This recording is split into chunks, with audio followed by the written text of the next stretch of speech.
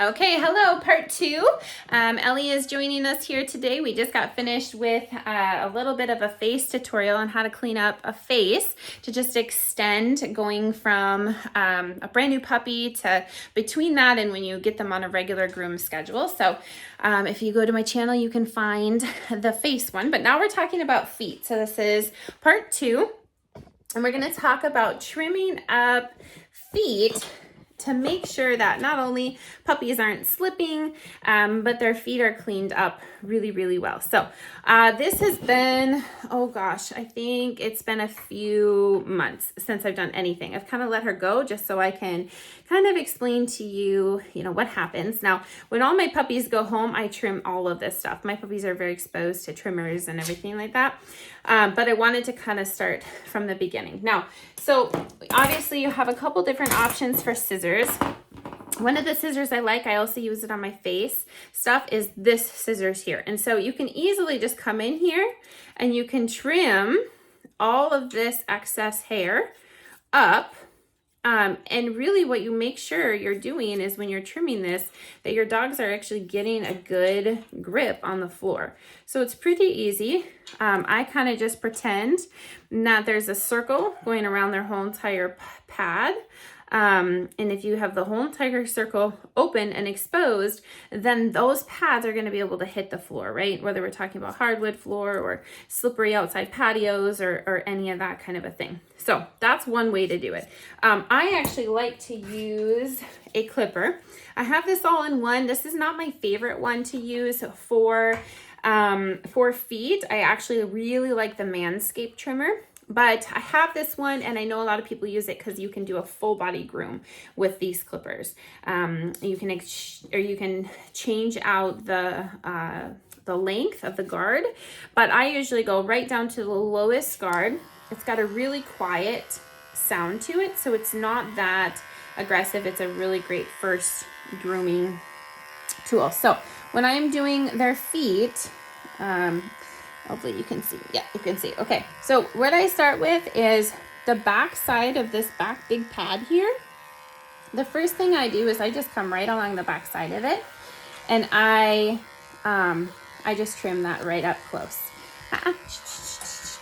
It's been a while since she's been on the table, so we're kind of remembering. Good girl, see? Good. So now you can see this pad. Good. Yeah, see, that wasn't so bad. Her tail's wagging now. You can see this whole big pad. Here, I'm gonna grab her a treat. I like to have treats on hand just because of the fact that then you want them having good exposure, right? You want them having good experiences. So, okay, so this whole pad right here now is really cleaned up. When they're walking, nothing's going to happen. I kind of hold the foot like this. If they don't struggle too bad, it's pretty simple to do. So I'm just gonna get that a little bit. So then what you can do is, so here, this one's clean. You come in here from the outside, and then you can kind of do the same thing. Let me see, here we go. You can do the same thing here.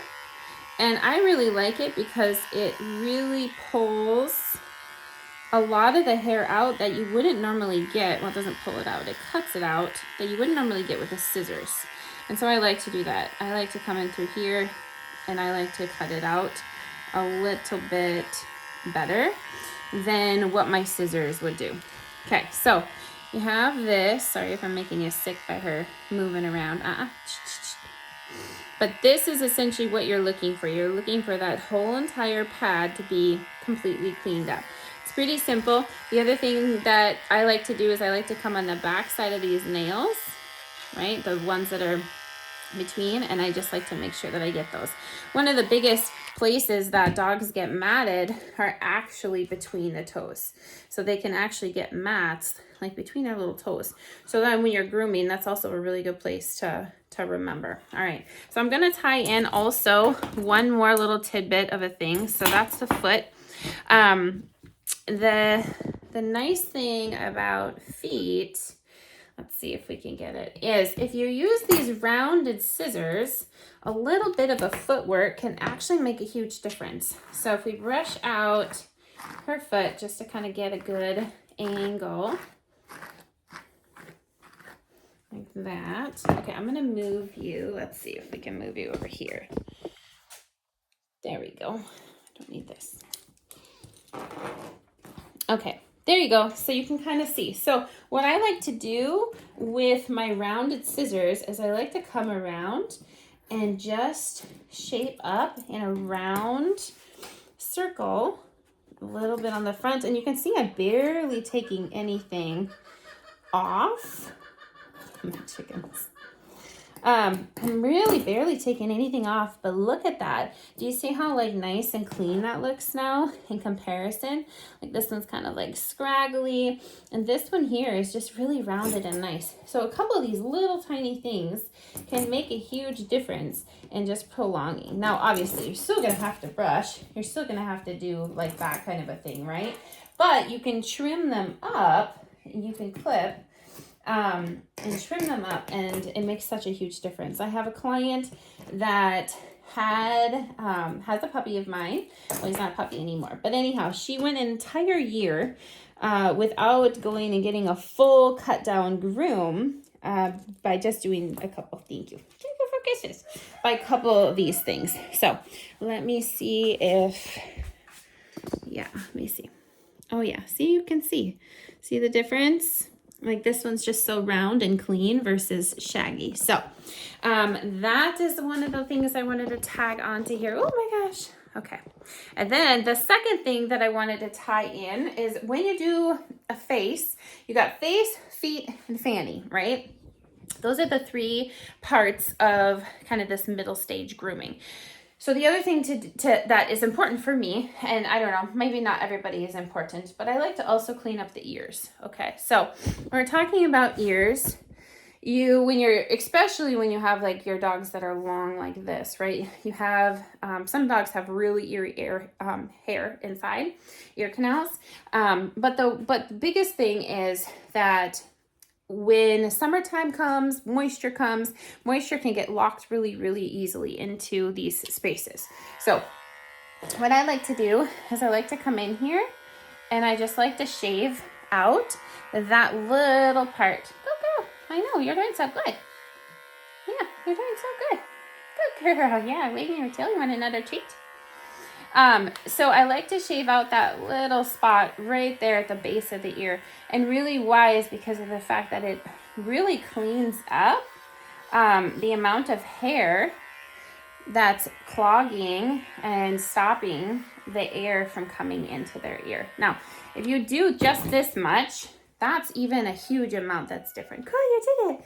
But you're not going to see any of a difference. Like, it's all on the underside, right? It's all on the inside. You want another little treat? Yes, that's so good. I know. How about that? So yummy. So that's like phase 1, step 1, right? So the other thing that you can do is you can come in here and you can actually shave out the inside of the entire ear. Hang on. This might be hard to do on camera. So you can take this, let's see if she will let me. And you go like really just, let me see if I can tip her head now. Oh, sorry, honey. Right here, all of this on the inside of that ear. So really what you're doing is you're just cleaning up this section on the inside. So you've got this section and then the down underneath section, right? And then this will also help you too. Like you can see, she doesn't have matting here, but you can tell how it's like a little stuck together right here. See how it's a little stuck together, which is actually the start of a mat. So if you have this clean, the nice thing is you'll be able to see that a lot better. You'll be able to see all of that. And the other thing that you can do is then if you have them like this, you can actually round out this ear. Because they're up like this, you can actually just come along here with your scissors and round out that ear. So anyhow, okay. So that concludes face and feet. And now let's talk about fanny.